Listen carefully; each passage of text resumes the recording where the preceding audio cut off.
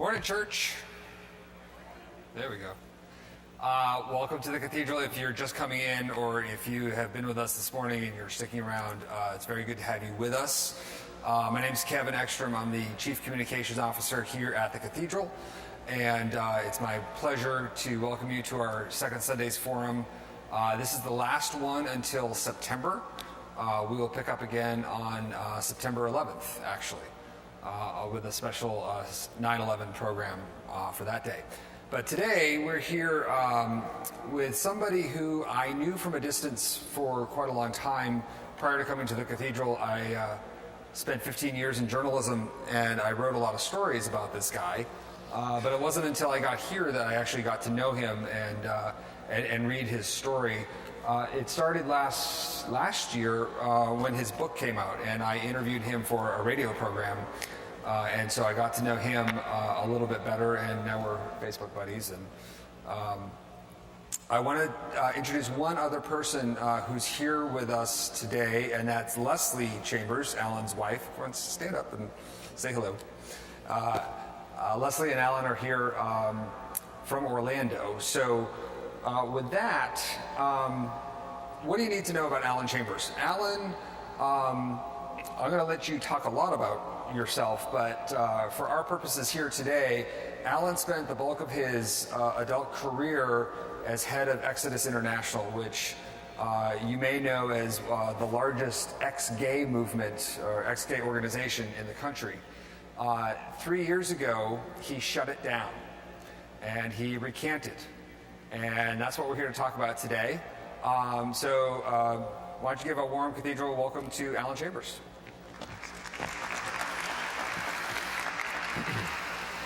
So, Alan, tell us a little bit about where you grew up, what kind of church background you have, where you came from before you came onto the scene. Well, I am from a town in the Orlando area called Winter Park. It is the best part of Orlando, if I do say so myself. I grew up in a part of the country where we don't wear socks, not even with suits, so if my ankles offend you, I deeply apologize for that. I grew up Southern Baptist and met Jesus at 6 years old when I walked down the aisle of my Southern Baptist church and gave my heart to him, and I thought everything was amazing. And then I began really tuning in and hearing a lot of things that pertain to me in particular, especially related to gender and sexuality and all of the things that as a young boy I was beginning to grapple with. I'm the youngest of 6 kids. My father was career military for 25 years before I was born, and I was the second of 2 surprises. My parents had a family of 4, then they had a surprise, and then they had an even bigger surprise. And the next day my mom fixed it to where there would be no surprises ever again. And so that's a little bit about my growing up in a conservative, not only area and family, but denomination and a part of the church, which really absolutely shaped every part of who I was for many, many years. So how did you get into Exodus to begin with? How did you get from, I suppose, college and career into Exodus? How did that all happen? When I was 19, my church that I was a part of had a large youth group, and every year we would go to this same venue and conference every year. And this one particular year, I was 19, first year in college, and really in the throes of dealing with my gay identity and the big secret that had been for about a decade at that point. And in this service, the evangelist who was speaking mentioned homosexuality and gay and lesbian people in a way that I hadn't heard before. It was without condemnation, without judgment, and an invitation for someone like me to come forward and talk with him, and I did, and through a series of events found out about Exodus International as a freshman in college. And I remember thinking to myself, this is the answer to the prayer that I've prayed every single night for God to do something in my life. And I called Exodus, the local Exodus ministry in my area that I'd never heard of before, never knew existed, and sought help. And it was for me my answer. Here I was, a Christian kid. These people weren't telling me that I wasn't a Christian, contrary to what I'd heard my entire life. They weren't even giving me a prescription or a formula at that point, other than to say, this is our story too, and you're welcome, and we're going to worship together, and we're going to pray together. And our end goal is to find freedom from homosexuality, which as a 19-year-old is what I'd been praying for a decade. And that's how I got involved in Exodus. It was a group of people that showed up for me.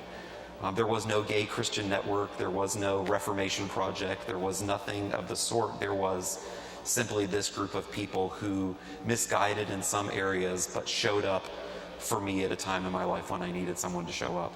And before you knew it, you were basically working for them. Before I knew it, I was working there. You know, I knew that I was called to Christian ministry. I had walked to the aisles of my church and knelt at the altar and knew God's call on my life was ministry. And you know, as a gay kid, you begin to realize you're not going to be able to be a minister like other ministers. And so I thought, this is my ministry.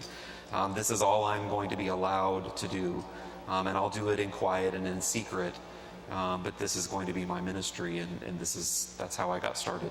So for folks who maybe aren't familiar with Exodus or aren't familiar with the ex-gay movement, for lack of a better term, or reparative therapy, what's the essence of what Exodus preached and what you were basically a leading evangelist of?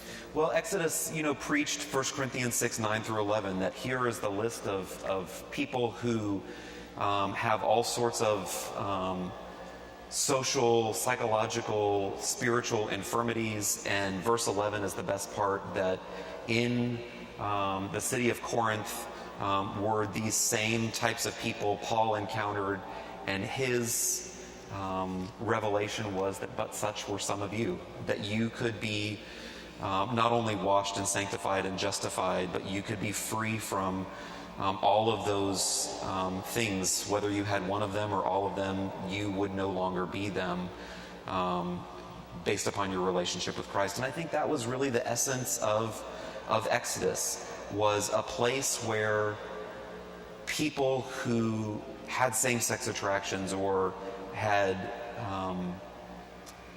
found themselves dealing with a gay identity or homosexuality could go for support and help. And in those early days of Exodus, there wasn't a formula. There was reparative therapy, but reparative therapy was always sort of the sideline sort of group that was outside of our organization. And I don't know what we were promoting or looking for, other than to say, this is not something that God intended, and we need to give that up. And certainly not long into it realized it's not something that ever goes away. Therefore, we are simply to pick up our cross on a daily basis and follow Jesus and submit this to him. So without trying to be flip about it, a lot of people have kind of boiled it down to pray away the gay. Or was it pray away the gay and you can change, or this is something you're going to have to live with and wrestle with, and we're going to help you figure out how to do that? Yeah, it was both.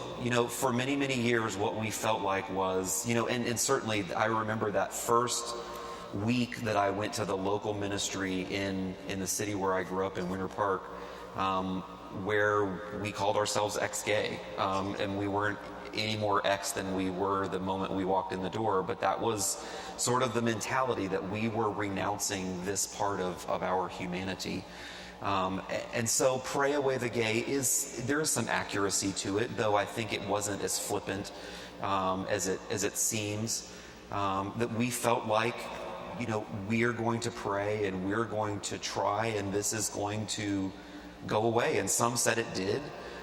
The majority experience, and my experience, was it didn't go away, and therefore it is something we just have to learn to live with. We did, learn the formulas through reparative therapy, through the psychotherapy process, that the majority, I would say, of people haven't been a part of. I certainly didn't go through that, but I was a student of it.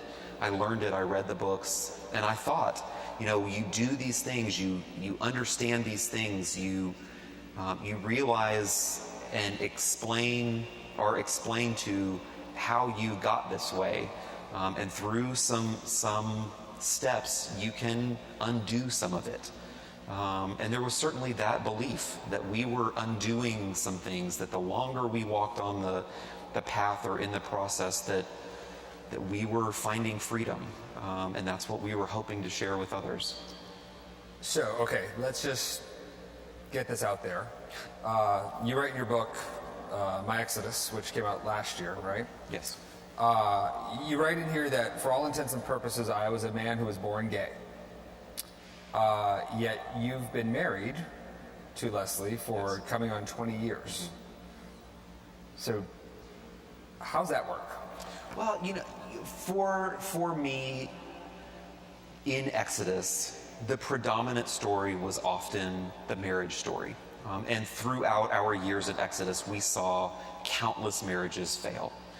40% of the people who came to Exodus for help were married. They came with their spouse, or many of them came with their spouses. We thought that could be the majority story. For me and for Leslie, that has always been our story, that yes, I, for all intents and purposes, am a man who was born gay. And that can be some people's story, who find that marriage is possible, just as we see straight individuals who never had any inkling of gay life or gay thought or lesbian thought that are now in happy, successful gay marriages. And for Leslie and me, it wasn't about renouncing gay or finding that gay had diminished or subsided or any of those things, but I fell in love with her.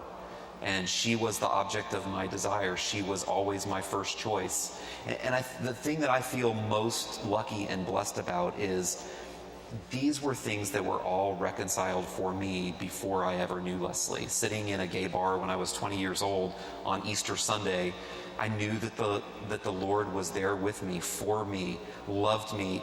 In my mind, what I was doing was sinful, but the message I knew from my God, from my good Father, was, I love you here. I love you as much as I would love you if you weren't here.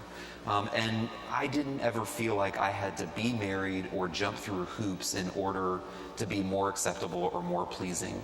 And so when I met Leslie and fell in love with Leslie, she was my first choice. She was the object of my desire and still is 20 years later.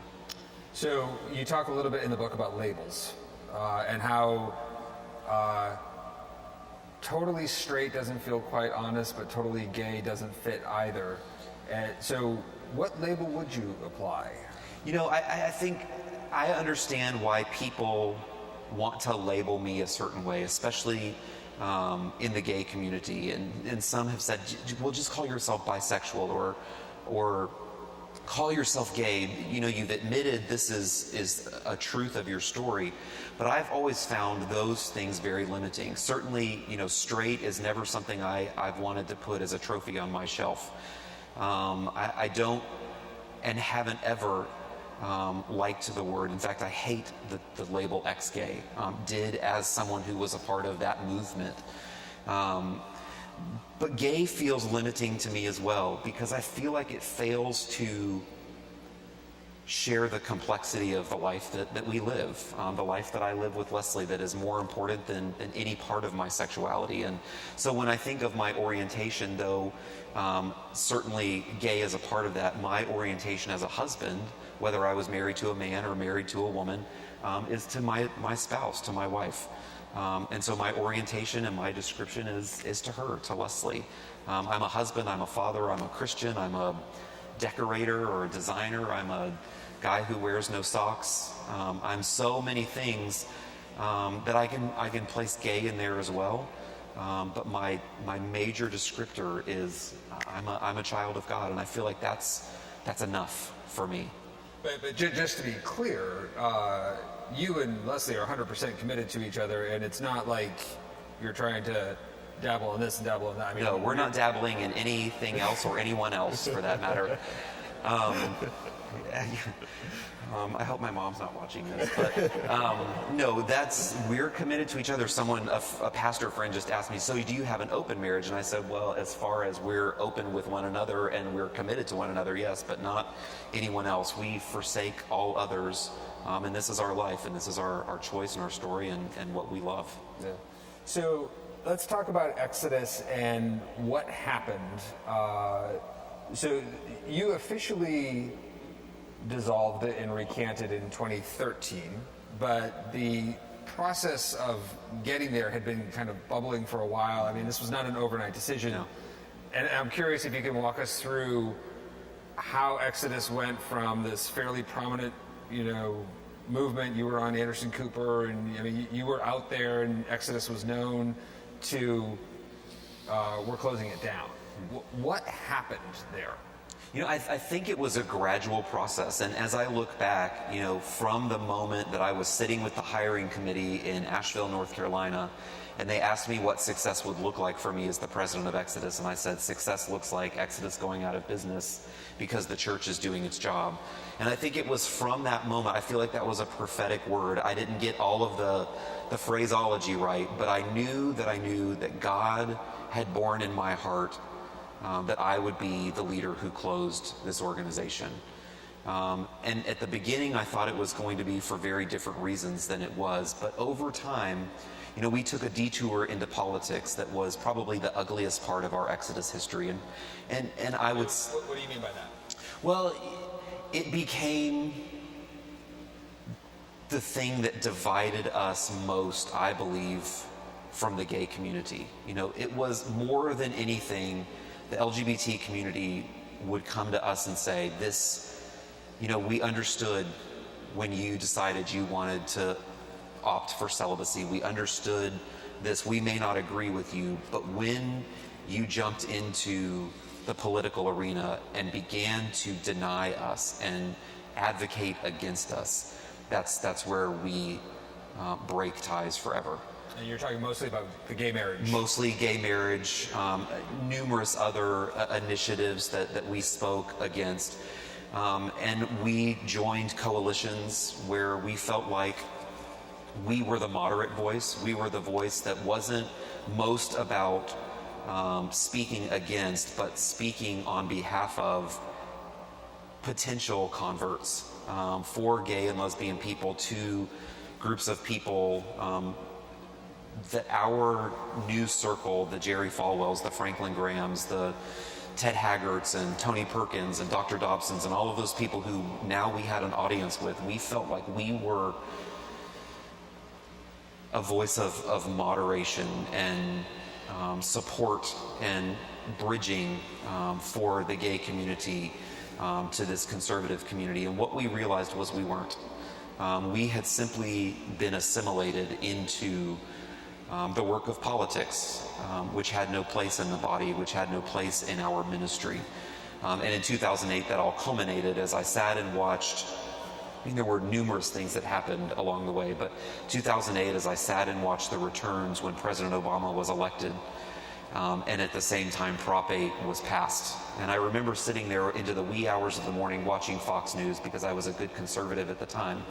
And I was watching the split screen, and on the left, appropriately at the time, was a ballroom full of gay and lesbian families and gay and lesbian people, and moms and dads and children. And on the right were a lot of the people that I knew personally who had funded and supported and advocated and promoted Prop 8.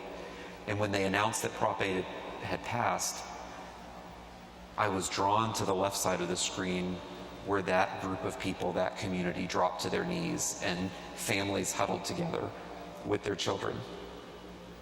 And I looked to the right to a group of people who were celebrating. And I thought to myself, I don't ever want to be in this group again. And I wondered if as they celebrated, if there had been a screen into this community, into this ballroom, if they would still be celebrating, or if it would have sombered and sobered the moment. And I thought, we can't do this anymore. So you write in the book that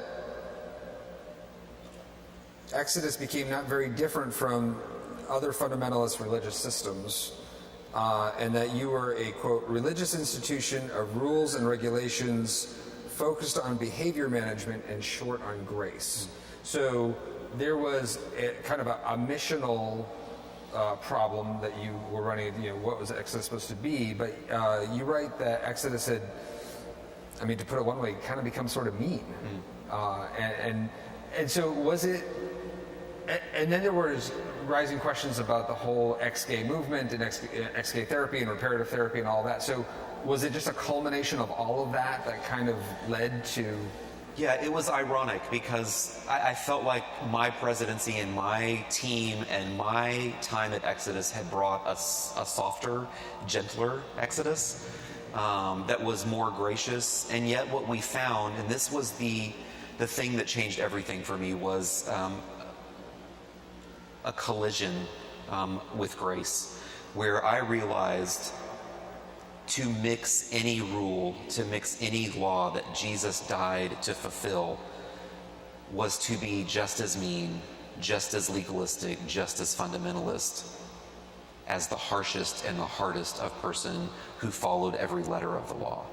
And we could no longer do that, and we term it mixture, that we were chemists, if you will, mixing law and grace when Jesus died so that could never happen again. And so Exodus, though softer, though gentler, though kinder, though out of politics, though preaching a message that we began to get in trouble for with our own people, we realized we can't preach any of this message anymore. We can't keep this organization open anymore. We can't rebrand, we can't modify, we can't mutate. We must close. And that was really the beginning, starting 2008, moving into 2011, proposing in 2012 to my leadership team of a couple of hundred people that there were 4 options, and one of them was to close down. And that ended up splitting our ministry. A number of the oldest and the largest ministries split off and became that fundamentalist organization, and we became irrelevant. We became a group of people who had no purpose. We weren't promoting change. We had put up our hands to reparative therapy. We had shared the truth of our stories. And someone asked me not long before we closed Exodus, so what do you do? And I thought to myself, I don't know. And I knew that it was time that we pulled the plug and it was over. So you spoke this morning in your sermon about making amends and reconciliation. So in your post-Exodus life, what does that mean and what does that look like? What is your message to the LGBT community here or wherever on making amends? I think our message starts with I'm sorry, and it's a posture of humility, a posture of listening, not offering much back, oftentimes listening, allowing people to be and feel who they are and how they feel. And that finds us in a lot of different places, whether it's being yelled at via email or on the phone or in person or sitting at a coffee at a table over coffee without socks, talking with people who just simply want to heal and to share and to be together. And what we found most often is a camaraderie and a welcome and an embrace and a forgiveness and a relationship that's developed. And so, I think that's part of it, but I think the other part of it is there were a lot of things that I said publicly that I hate that I said today.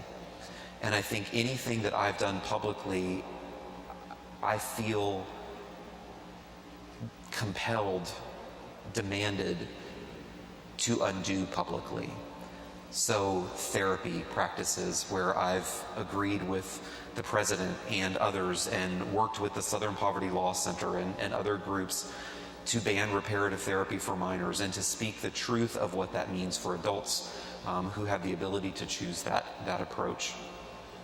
To do anything and everything that I can to work with families and with individuals to share what I found and what I know, and to go into the communities, for the most part, that have shunned me and where I find little access today, to say to them, I've been you, and this is what I've learned, and I hope you'll listen to my story. So talk about the reception that you've gotten both from the LGBT community, but also from the religious community, or at least the religious allies that you used to work with. Well, from the LGBT community, it's been amazing. You know, there is skepticism, and there is anger, and there is reproach and reproof and all of those things, which we understand. For the most part, people have listened over the years to what it is we actually need to be reproached for, and haven't always lumped us in with the things that even we felt were reprehensible. And so we found great love and embrace, and the people who have embraced us most have been the LGBTQ community. The places that give us the biggest platforms and the most opportunities to share our story is the gay community, the LGBT community. And it's astounding to me that for years and years we were feared and shunned, and our story wasn't celebrated. And today what we found is it is. And it's amazing to me. It's surreal to me. And so that's been our reception from the gay community, is friendship and welcome and entrance, embrace into that community that we claim as our tribe, one of our tribes. And from the Christian community that as a whole we were once a part of and represented, there's a lot of crickets. There's a lot of quiet. There is some venom that we hear and that we experience. Most of the venom, I think, is behind closed doors, and we hear of that venom from people who have been in some of those closed meetings. We have been denounced as ever having been a part of that movement. We were somehow elevated to the highest status you could achieve in that movement, and yet it was something that we didn't experience real healing or real change, and therefore we can't truly speak to what that was. And I say to that's not true. What we experienced was grace, and the story we tell now is the truth. So what would you say to folks who are skeptical?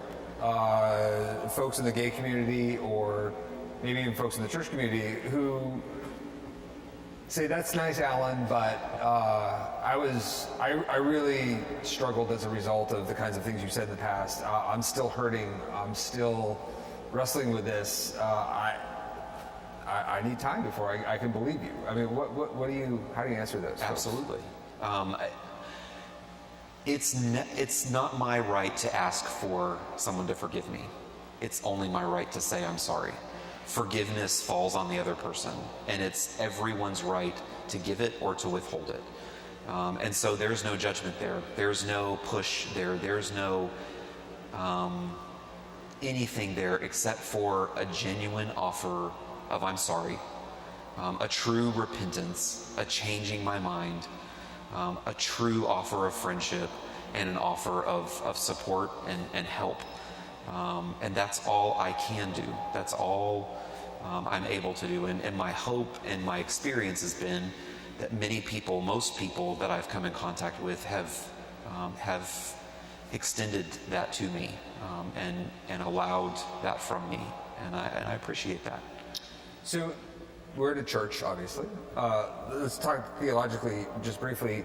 What changed theologically for you, or did anything change in terms of how you understood the Bible's treatment of homosexuality or sexuality in general, or I mean, you felt called by God to be preaching what you were preaching, right?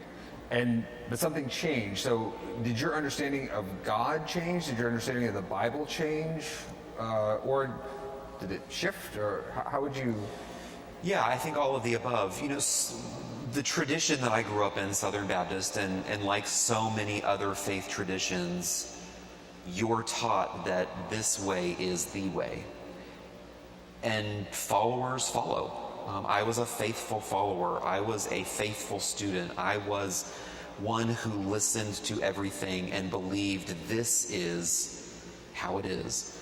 And I think for 500 years and before, we've been recipients of a teaching that so many people haven't questioned. And I didn't question. I just followed like a good soldier. And what I realized along the way was God still speaks. Yes, the Bible is true, and I still believe the Bible is completely true, inerrant, without error. And I live by that. And yet what I realized was my teachers can't interpret this book perfectly any more than anyone else has ever interpreted it perfectly. I'm not sure the writers knew how to interpret it perfectly. The only one who can is God, and He's given us His Holy Spirit to live a life that we believe we've been guided to live, and imperfect as it may be. And my understanding of God changed. My understanding of my ability to live that life imperfectly, to fail if I was going to fail, that all of that wasn't covered but cleansed by grace. It was okay. I had been given the freedom. And so my belief of who God is changed. That He is all grace, that there is no judgment there for me, that is done, that is taken care of. Jesus finished it on the cross, and I have nothing left to do but to believe. And so as an individual follower of Christ, I can live this life imperfectly, fully blessed, fully free, fully able to love, not to be plugged into the knowledge of the tree of good and evil, but to be plugged into the tree of life, and never again point out this is good and this is evil, this is right and this is wrong, but this is just who we are. So one of the things that you hear, just broadly speaking, about the Bible and sexuality debates, what you hear from a lot of conservatives and evangelicals, and this is why Alan and I get along so well, is because we're both recovering Southern Baptists. But you hear, well, if you change your teaching on sexuality, or if you change your understanding on Leviticus, or fill in the blank, then it's just a house of cards, and the whole thing's going to fall apart. And then you can just pick and choose what you believe and what you don't believe, and soon you're not believing in anything. So I guess the question is, how do you, if you've changed your beliefs, but you haven't changed your fundamental Christian beliefs or your fundamental belief in God, so was that hard to not throw the baby out with the bathwater? Or I guess I was wondering if you could address that. And I've preached that message that, if we throw out this scripture, we must throw out it all. And the house of cards, I love that analogy, because the truth is, it is a house of cards. Yeah. That's right. It is a house of cards. To build our house on the foundation of rules and regulations and the law, it is a house of cards. It falls. It failed. It was an abusive husband. And Jesus died to release us from that abusive husband so that we could be joined to Him in grace forever. Not to build our house any longer on the 667 some odd rules and regulations that kept us in prison, but to build our house on one foundation, and that is the foundation of Christ, that He is the church, that we are the church, that our commandment, our only commandment, is to love God and to love people and go from there. And so what I've thrown out is a lot of voices of people who can't know fully what Scripture truly means. What I've thrown out is opinions of a lot of people who, though well-meaning, I believe have steered me wrong in a number of areas. And I don't know, or claim to know, or pretend to know everything that Scripture means. And that's how I think I can live in freedom and peace and the ability to just simply say, I love the church. I love Jesus. I'm a follower of Christ. I preach from the Word, but I preach with open hands, knowing I don't know everything there is to know, and I never will, not here on planet Earth. And so I offer what I believe as something I believe, and as something I think, and as something that I think together we question, knowing only God knows the answer, and we can rest in the fact that He does and we don't have to. So one of the things that's really fascinated me, at least in the last year, is the emergence and the visibility of the transgender community, and in a way that I don't think anybody would have predicted. Call it the Caitlyn Jenner effect, but I mean it's out there, and it's, we're talking about it in bathroom bills and all of that kind of stuff, and that seems to be one of the areas of this question where a lot of people in the church get a little wiggy. They're like, whoa, like I can do the L, I can do the G, but this T thing is just a step too far. I don't get it.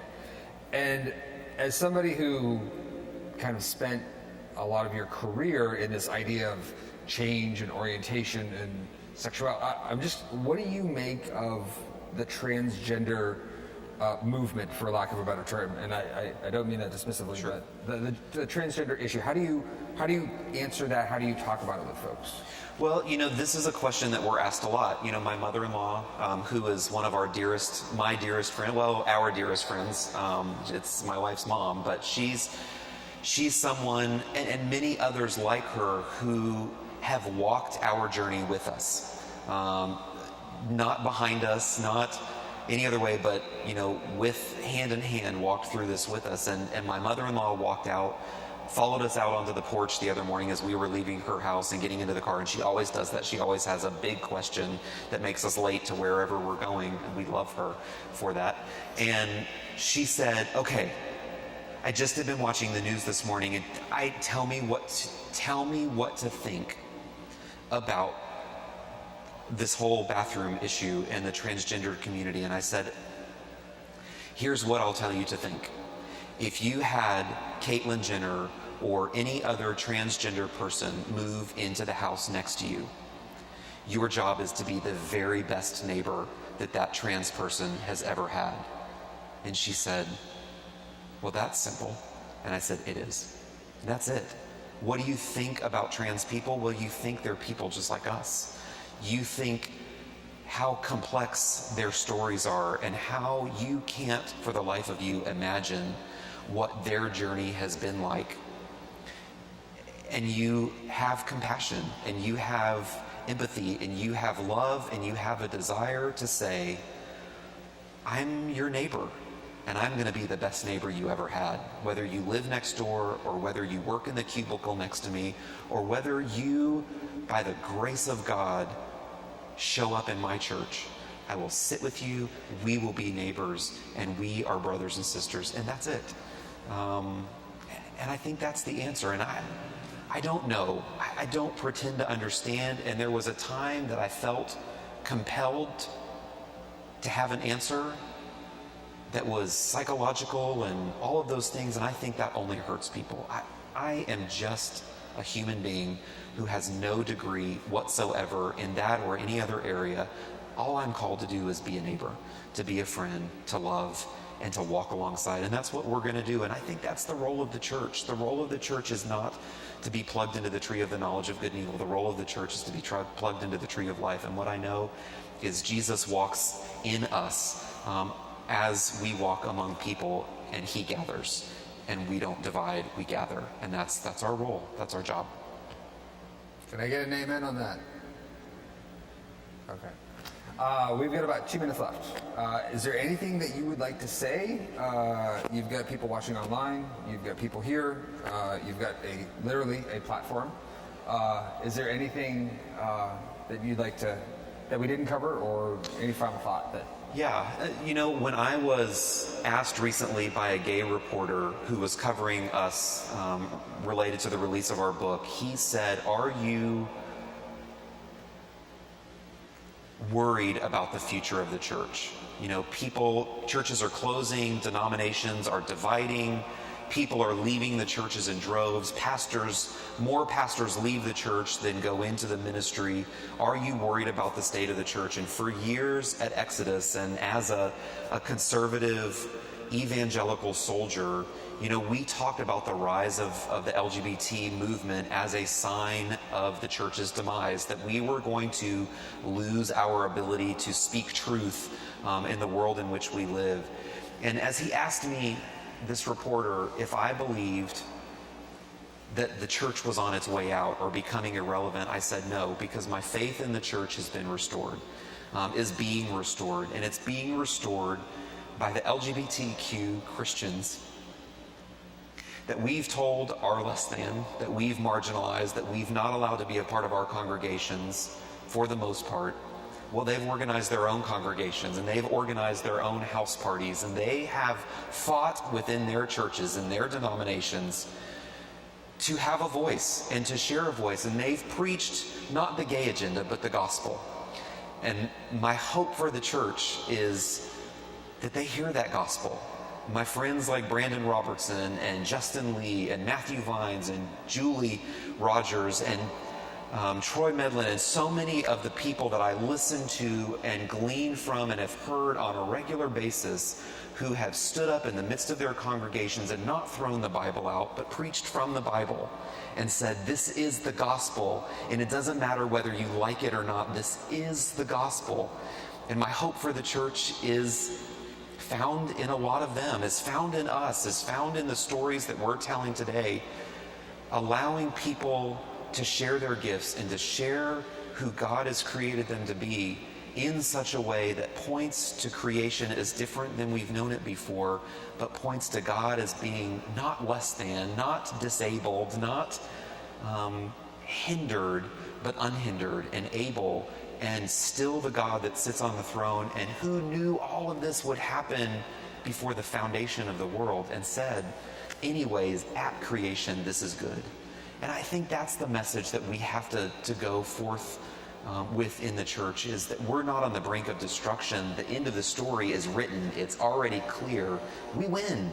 And it's the gospel that Jesus died to give us, the gospel of inclusion, the gospel that we preach today. And I'm hopeful, and I'm excited, and I love being a part of this, and I can't wait for tomorrow. Okay. Ladies and gentlemen, Alan Chambers. Alan, thanks for coming. Thanks for talking.